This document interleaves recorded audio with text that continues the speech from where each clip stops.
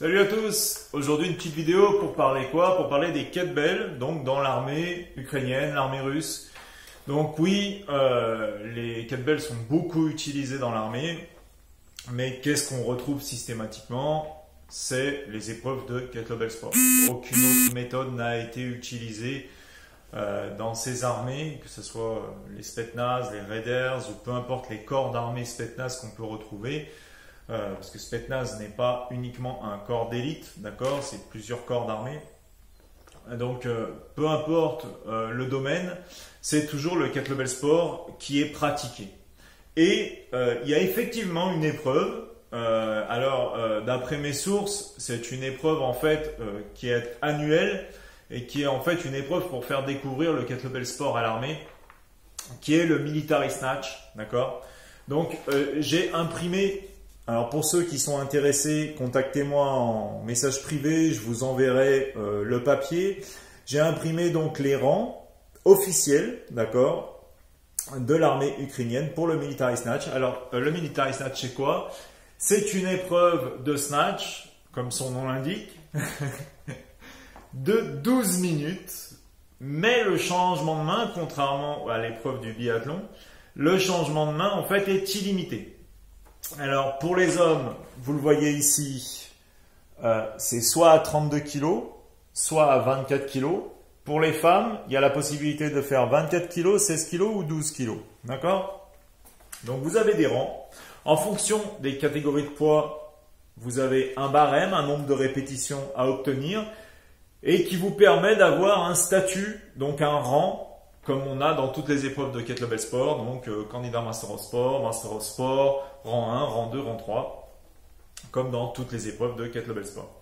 Donc ça, c'est le papier officiel, voilà, que j'ai récupéré, qui sont les épreuves donc de military snatch alterné de l'armée ukrainienne. Donc pour ceux que ça intéresse, je le répète, contactez-moi en privé, je vous envoie en fait ce papier en copie. Et puis vous pourrez voir un petit peu ce que ça représente, vous pourrez même tester et vous faire une opinion de ce que vous valez par rapport à ces rangs. C'est assez sympa. Alors on le met de plus en plus en compétition en France parce que contrairement au biathlon où le changement de main est unique, donc c'est forcément plus difficile, là c'est quand même plus accessible, bien que les rangs soient, vous le voyez, assez élevés. Donc c'est quand même plus accessible, c'est sympa. Donc c'est à la fois, on va dire, une forme de kettlebell sport, de fitness. On n'est pas encore dans le marathon parce que c'est trop court, mais c'est quand même une super épreuve. Moi, je trouve que c'est bien. Donc voilà, en fait, quand les gens me demandent les kettlebells par rapport à l'armée, etc., les méthodes, la méthode, c'est le kettlebell sport. C'est comme ça depuis le début. La plupart des pratiquants de kettlebell sport découvrent ça à l'armée à 18 ans. Donc le kettlebell sport est très répandu, très répandu, donc en Russie, en Ukraine, à l'armée. Ce sont des épreuves classiques et la plupart des gens d'ailleurs qui font ça pratiquent déjà le kettlebell sport. Donc voilà, donc il y a beaucoup de choses qui sont dites sur les kettlebells, sur l'armée, Spetsnaz, force d'élite, etc., etc.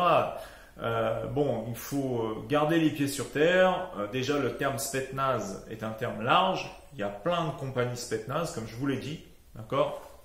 Et ensuite, les épreuves, ça reste du kettlebell sport. Il n'y a pas d'autre méthode utilisée. Voilà. La méthode qui vient de l'Est, c'est le kettlebell sport, depuis la nuit des temps. Toutes les autres méthodes qui ont été faites après sont des méthodes qui ont été créées soit aux États-Unis, soit ailleurs, par des professionnels du sport. Mais l'origine, je le rappelle, c'est le kettlebell sport. Et ça, on ne peut pas le nier. D'accord? Aujourd'hui, Internet offre la possibilité d'aller chercher les connaissances. Vous pouvez vérifier tout ce que je vous dis. Il n'y a pas de problème là-dessus.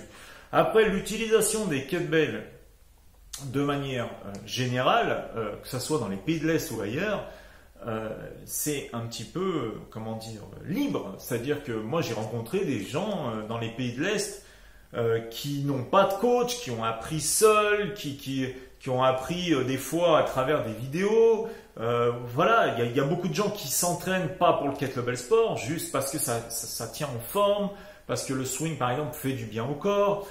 Voilà, c'est libre, il n'y a pas de problème. Maintenant, lorsqu'on parle d'épreuves militaires, on en revient systématiquement, hein, d'accord, au kettlebell sport. Voilà. Donc pourquoi le kettlebell sport? Pourquoi l'armée a pris ce sport-là? J'ai pas les notions exactes. Néanmoins, il est clair que ça forme de super athlètes, que les kettlebells sont parfaitement adaptés pour les militaires. C'est même l'outil idéal. Donc, c'est probablement la raison pour laquelle les Ukrainiens et les Russes ont choisi d'intégrer les kettlebells depuis très très longtemps. Puisque j'ai des documents qui datent de 1976 où on voit un parcours militaire et également donc des images d'utilisation des kettlebells avec d'anciennes techniques, mais qui étaient basées sur le kettlebell sport. Voilà, donc tous ceux qui sont intéressés pour connaître ces rangs, contactez-moi en privé, je vous envoie la fiche, il n'y a aucun problème. Mon but a toujours été d'informer et de former les gens à l'utilisation des kettlebells dans mon pays, en France, mais aussi à l'international. Donc, n'hésitez pas à me contacter, à poser des questions. J'essaye toujours de répondre du mieux que je peux. Voilà, sur ce, je vous souhaite une bonne journée à tous et je vous dis à bientôt.